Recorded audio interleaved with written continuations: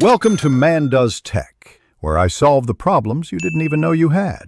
You start by confirming VN is updated and has file and mic permissions. This avoids hidden failures. Import your video or audio file, then drag it to the timeline and zoom to view waveforms. Clear peaks show where noise lives. Once visible, immediately duplicate the track so you keep an untouched original for comparison. This backup step saves time if removal overshoots.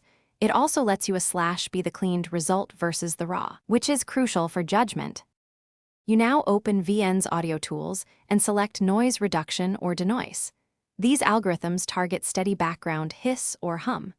Start with moderate reduction and low sensitivity, then preview 3 5-second sections to avoid metallic or underwater artifacts. If low-frequency rumble remains, apply a high-pass filter around 80-120 Hz.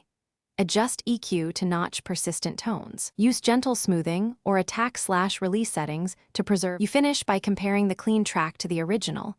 Toggle the clean track on and off to confirm clarity improvements. Once satisfied, render a short test export and listen on headphones and loudspeakers.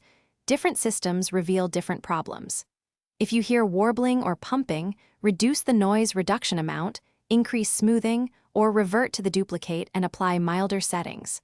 Alternatively, use manual clip gain and targeted EQ notches to fix stubborn frequencies.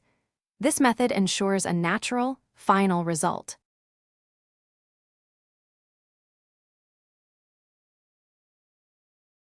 Thanks for watching. If you found this helpful, don't forget to like and subscribe.